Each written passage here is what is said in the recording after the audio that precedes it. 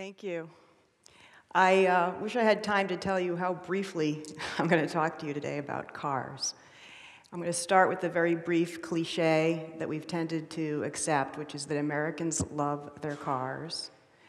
And a photograph like this one of the Lutz family can evoke strong emotions. This is my family parked in front of the family vehicle here in Connecticut in the early 60s. I'm the youngest and cutest one up there.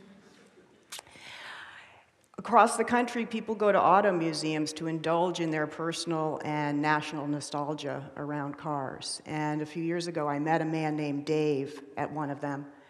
And he was a Mustang enthusiast, an enthusiastic Mustang enthusiast. And I asked him, when did you know that you were really interested in cars? And he looked at me without hesitation and said, when I opened my eyes and realized I was born. And there's a sense in which that's true for all of us. Because if we grew up in America, grew up with a car culture that has profoundly affected the way that we live, and we see with eyes that are shaded by a powerful and particular car culture.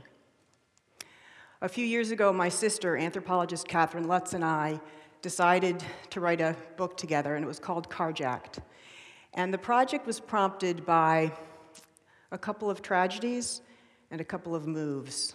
We lost a cousin in a crash, and a few years later, I lost my good friend and mentor from a prior career in a crash. Less tragically, we had personal experiences that prompted us to be talking about the impact of the car on our lives. My sister moved from suburb to city about the same time that I moved from city to suburb, and we just could not believe how much our daily lives were affected by how we were able to get around. So we embarked on this project to look at this object, this cultural artifact that affects so much about how we live, where we live and work, how we spend our time, how we spend our money, even how we're likely to be injured or to die. The first task we had was to try to get our arms around an enormous system that is big, not just because our country is big, but because we have skewed our transportation resources toward the car. Last year, there were 253 million cars on our roads. And in last year alone, Americans bought more than 55 million new and used cars. We drive on 4 million miles of public roads. We can park in one of 105 million spots, the paved equivalent of the state of Georgia. I think one of the most surprising numbers for me, the 3 trillion in vehicle miles that we drive every year. But even more so, a few years ago, Americans reported to Arbitron that they were spending 18.5 hours a week in their car on average. We devote 1 out of 5 of our household dollars to the automobile. And even though we've had tremendous advances in automotive safety and traffic safety over the last couple of years, last year, more than 35,000 Americans lost their lives on our roads, and an astounding 3.8 million were injured, some in profoundly life-altering ways. We traveled across the country and we talked to lots of experts inside and outside of the auto industry. But we also talked to lots of car owners and drivers, and we learned that cliche, unsurprisingly, that Americans love their cars is oversimplistic, that we have much more contradictory and complex attitudes about the automobile. But we were surprised to find that passion ruled so strongly that we often overlook the costs of the car and focus almost exclusively on its benefits. And in one example, I spoke to a gentleman who talked to me for about a half an hour about how much he loved his car, and his previous car, and the car before that, and the car before that. And he loved driving, and he didn't really have a lot of traffic problems, and he didn't think he was spending too much for his vehicle. Finally, after about a half an hour, I asked him whether he had ever lost anyone in a crash or knew anyone who had been in a crash. And he only then revealed that both of his parents had died in a crash only a few years before we were talking. And while that's an extreme example, it's a good example of how we tend to associate the car very closely with its benefits, but we tend to be disconnected in many ways from its costs. One of the reasons for this is because since we opened our eyes and realized we were born, year after year we're exposed to a tremendous onslaught of advertising messages around the automobile. Last year, dealers and makers spent $33 billion convincing us to go out and buy a particular car. And even if we didn't jump up and go to do that, those messages penetrate. One of the ways in which the automakers have been particularly good at making our relationship with the automobile an emotional one is by linking the automobile with values and ideals that we tend to think of as distinctly American. So freedom, independence, individualism, upward mobility, family, progress. So we tend to ignore the fact that we spend so many hours in crushing traffic, getting stressed out, getting angry. We tend to ignore that most of our trips are tedious little routes that we take over and over again, and we persist in believing that the car makes us free. This image is emblazoned on our subconscious. We've seen it over and over again in car advertising. The lone vehicle winding its way through a beautiful universe. No traffic in sight, of course. And so many people that we spoke to said, you know, I just love the idea that I can go out and get in my driveway, get in that car, and go anywhere I want, anytime I want. But when pressed, well, when was the last time you did that? Most people have a hard time finding that particular instance.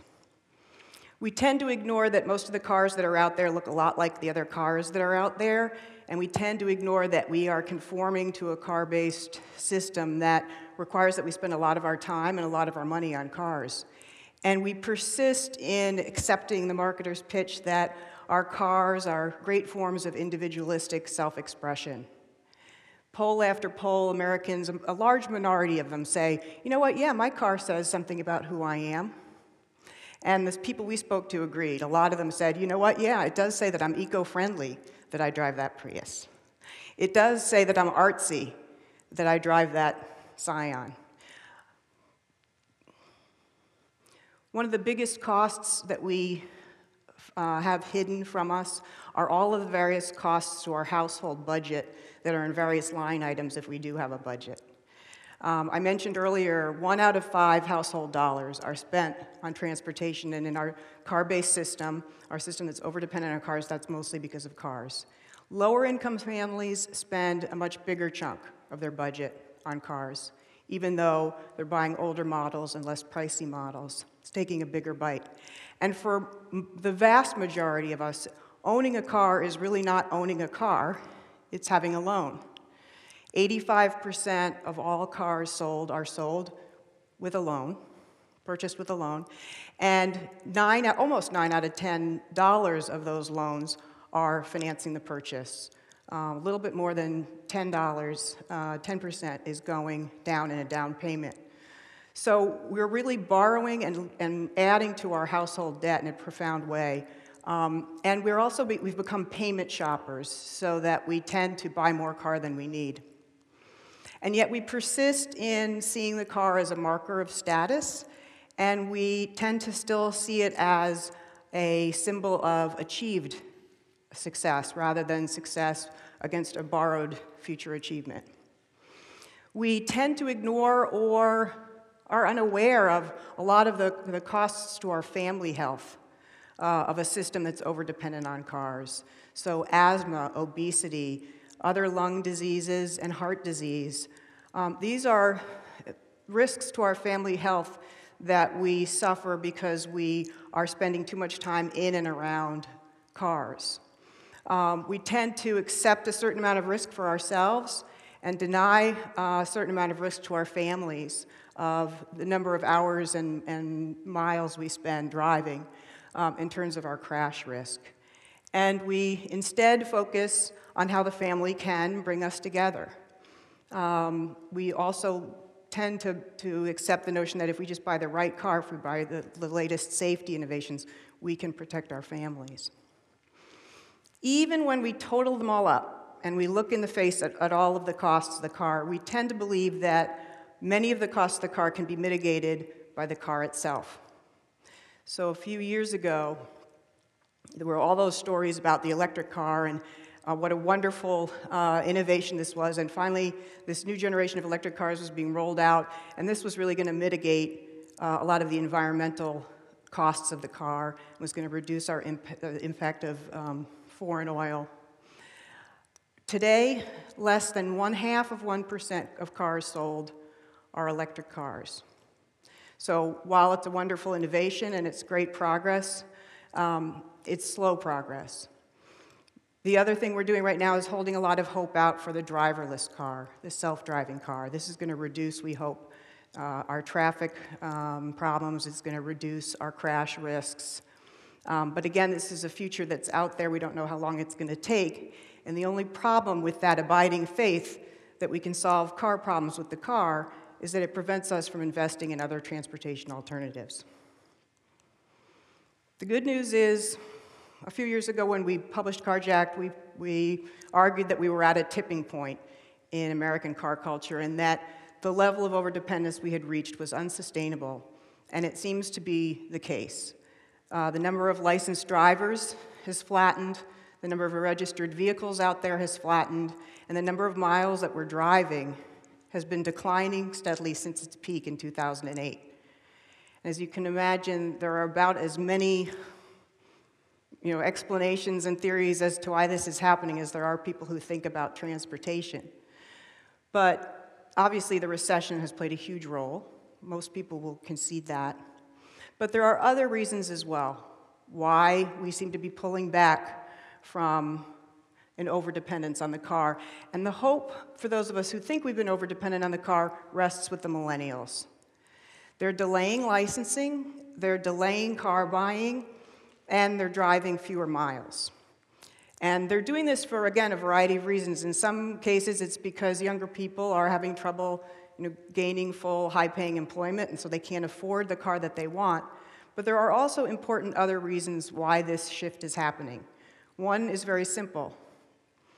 They don't need cars as much as they used to because they have smartphones. So it used to be this incredible rite of passage that you got your driver's license and you were suddenly liberated from the clutches of your family and you could rush off and socialize with your friends. And now you can just go in another room or sit right there at the dinner table and be socializing with your friends. So it's not as needed anymore. I think there are other important attitudinal factors. Millennials want to be more eco-conscious. They are more interested than prior generations were at their age in living in cities rather than suburbs, where there are other ways to get around, easier ways to get around, access to public transportation. And they're comfortable with the idea of traveling in multiple modes. So the first assumption is not, I'm going to drive everywhere. Millennials are more comfortable with the idea that they might bike to work 1 or 2 days a week when the weather's good. Maybe take the train other days and just drive on the weekends. For me, the greatest hope is in the change in attitude that might hold for the longer term, which is around identity and self-expression. I mentioned earlier that the car has become, for many of us, a way to express ourselves. I'll leave you with this final juxtaposition. The photograph on the left, a classic photo, 60s, 70s, and 80s. This is what you might do. You might pose in front of your car and say, "This is me. Come and get me." Now we have the selfie. Right? So the millennials have other ways to shape identity, to express themselves, and these are ways that are less financially burdensome, certainly, and healthier for all of us. We're hoping, those of us, again, who see us as being too dependent on automobiles, we look to the millennials to help us be a little more sane and have a healthy, more rational relationship with the automobile. Thank you.